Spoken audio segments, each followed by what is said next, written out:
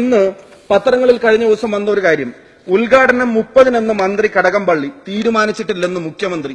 Kochi metro ഉദ്ഘാടനത്തിന് മുമ്പ് വിവാദം പ്രഖ്യാപിച്ച തീയതി മാറ്റി.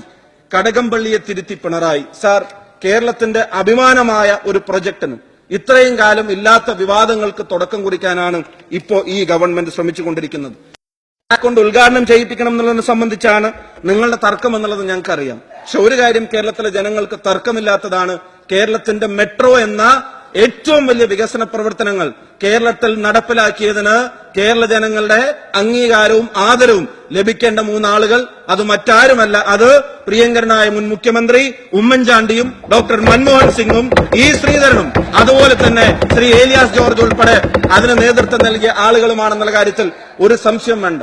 നിങ്ങൾക്ക് അസ്വസ്ഥതയുണ്ടാവും പറയുമ്പോൾ, സാർ, സ്വാഭാവികമാണ്. സാർ, 1-ാം വർഷത്തെ ഒരു ഗവൺമെന്റ് ആഘോഷിക്കുമ്പോൾ ഈ ഗവൺമെന്റിന്റെ എന്തെങ്കിലും സ്വന്തമായ ഒരു നേട്ടം കൊണ്ട് അത് ആഘോഷിക്കാൻ നിങ്ങൾക്ക് കഴിയുമായിരുന്നെങ്കിൽ നിങ്ങൾക്ക് ഈ അവസ്ഥ വരുമായിരുന്നില്ല. ഈ ഗവൺമെന്റ് ഏതെങ്കിലും ഒരു വികസന പ്രവർത്തനങ്ങൾ ആരംഭിക്കാൻ കഴിയുമായിരുന്നെങ്കിൽ നിങ്ങൾക്ക് ഇത്തരം വിമർശനങ്ങൾ നേരിടേണ്ടി വരുമായിരുന്നില്ല.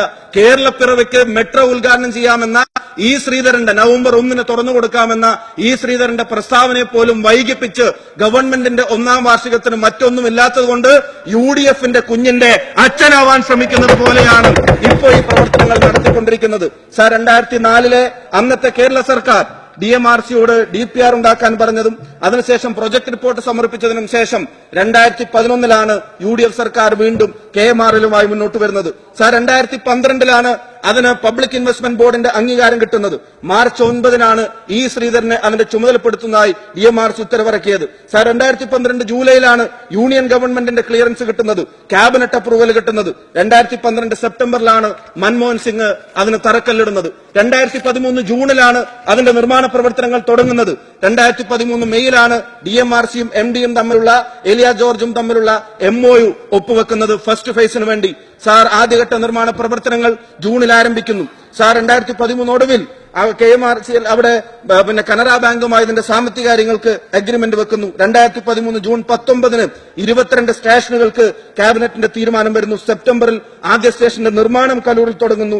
സാർ, 2014 ഓഗസ്റ്റിൽ കോച്ച് ഉണ്ടാക്കാനുള്ള കരാറിൽ നമ്മുടെ ഗവൺമെന്റ് ഒപ്പുവെക്കുന്നു. 15 ജൂൺ 10-ന് ഈ മെട്രോയുടെ ഓട്ടോമേറ്റഡ് ടിക്കറ്റ് സംവിധാനത്തിലുള്ള തീരുമാനങ്ങൾ എടുക്കുന്നു.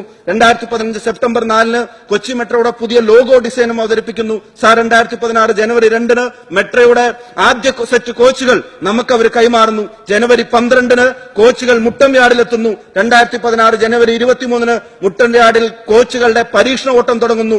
മാർച്ച് 21-ന് മുട്ടം മുതൽ എടപ്പള്ളി വരെ കൊച്ചി മെട്രോയുടെ പരീക്ഷണ ഓട്ടം ഉൾപ്പെടെ ആ പദ്ധതിയുടെ 90% ജോലികളും കർമ്മധീരമായി നേതൃത്വം നൽകി കൊച്ചി ടൌണിൽ സ്ഥലമേറ്റെടുപ്പ് ഉൾപ്പെടെയുള്ള നടപടികൾ സമയബന്ധിതമായി പൂർത്തീകരിച്ച് കേരള വികസന ചരിത്രത്തിലെ ഏറ്റവും നിർണായകമായ എഴുതി ചേർത്തത് അത് മറ്റാരുമല്ല, അത് ഉമ്മൻചാണ്ടിയുടെ സർക്കാരായിരുന്നു എന്നുള്ളത് കേരളത്തിലെ ജനങ്ങൾക്ക് ബോധ്യമുണ്ട്. അത് അംഗീകരിക്കാൻ നിങ്ങൾക്ക് മടിയാണെങ്കിൽ വേണ്ട, പക്ഷെ അതിന് വിവാദങ്ങളുടെ ഡേറ്റിന്റെ പേര് പറഞ്ഞിട്ടുള്ള ആരുദ്ഘാടകനാവണം തന്നുള്ള വിവാദങ്ങളിലേക്കെങ്കിലും അതിനെ തള്ളിയിടാതിരിക്കാൻ നിങ്ങൾ ശ്രദ്ധിക്കണമായിരുന്നു. 1-ാം വർഷത്തിൽ നിങ്ങൾക്ക് നവംബർ 1-ന് കേരളത്തിന്റെ 60-ാം വയസ്സിന് കേരളപ്പിറവിക്ക് അത് നമുക്ക് ഉദ്ഘാടനം ചെയ്യാമായിരുന്നു. അതിന് പകരം ഗവൺമെന്റിന്റെ 1-ാം വാർഷികത്തേക്ക് പ്രത്യേകിച്ചൊന്നും എടുത്തു വെക്കാനില്ലാത്തത് കൊണ്ട് ഈ പദ്ധതിയുടെ പേരിൽ അത് ആഘോഷിക്കേണ്ടി വരുന്ന ഒരവസ്ഥയിലേക്ക് നിങ്ങളുടെ ഗവൺമെന്റ് മാറേണ്ടി വരുമായിരുന്നില്ല. എന്തായാലും സാർ, ഇത് കേരളത്തിലെ ജനങ്ങൾക്ക് ഇപ്പൊ ബോധ്യം വരുന്നുണ്ട്. എല്ലാം ശരിയാക്കാമെന്നുള്ള മുദ്രാവാക്യം അത് മുദ്രാവാക്യങ്ങളിൽ മാത്രം ഒതുങ്ങുമ്പോ പ്രതിപക്ഷത്തിരിക്കുമ്പോ പറഞ്ഞ ഓരോ കാര്യങ്ങളും പിള്ളയെ സംബന്ധിച്ചും മാണി സാറിനെ സംബന്ധിച്ചുള്ളതൊക്കെ ഇപ്പം മറന്ന് നിങ്ങൾ പെരുമാറുമ്പോ അതൊക്കെ ഓർമ്മയുള്ള ഒരു വിഭാഗം അവരിവിടെ ജീവനോടെ ഉണ്ട്. അത് കേരളത്തിലെ ജനങ്ങളാണ്. ആ ജനങ്ങളുടെ മുമ്പിൽ ഈ ഗവൺമെന്റിന്റെ പ്രവർത്തനങ്ങൾ അത് ചോദ്യം ചെയ്യപ്പെടും എന്നുള്ളതുകൊണ്ട് ഈ ധനകാര്യ ബില്ലിനെ എതിർത്തുകൊണ്ട് ഞാൻ നിർത്തുന്നു. Sir, very good. യെസ്.